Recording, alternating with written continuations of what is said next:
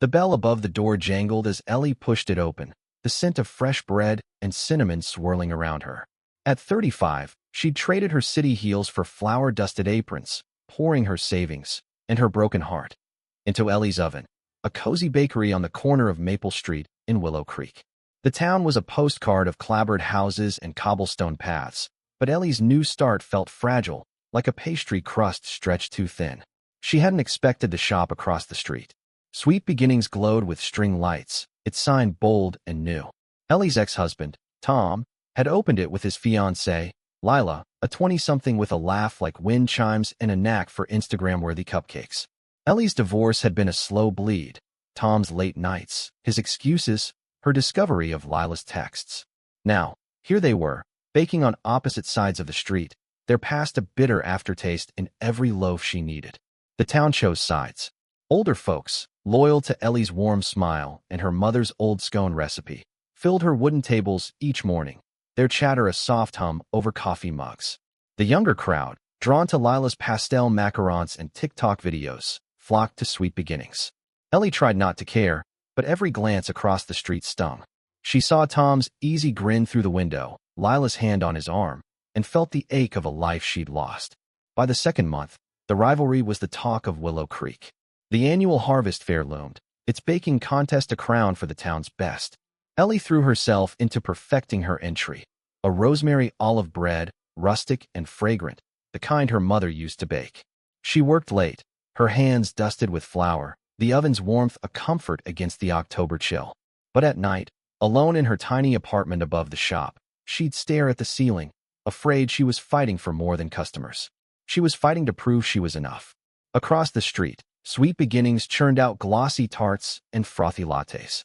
Ellie overheard whispers at the post office. Lila's got flair, but Ellie's got soul. Still, every lost customer felt like a verdict. She caught Tom's eye once, unloading flour sacks.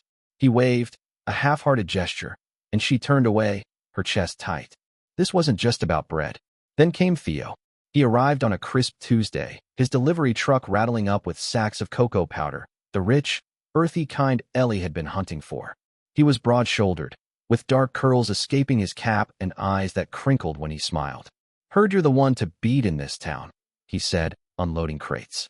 His voice was warm, like the cocoa he brought, and Ellie felt a flutter she hadn't known in years. Theo became a weekly fixture, delivering more than cocoa, stories of his travels, a thermos of chai he'd brewed himself, a quiet humor that eased her defenses. He'd linger, sampling her scones, his compliments simple but sincere. "This," he'd say, holding up a crumbly bite, "is why people come back." Ellie blushed and used a praise that didn't feel like a transaction. One evening, as rain pattered against the bakery's windows, Theo stayed late. They sat at the counter, sharing a slice of her experimental chocolate tart, the cocoa he'd brought singing through the silky filling. "Why this place?" he asked, his gaze steady. "Why Willow Creek?" Ellie hesitated, the weight of her past heavy on her tongue.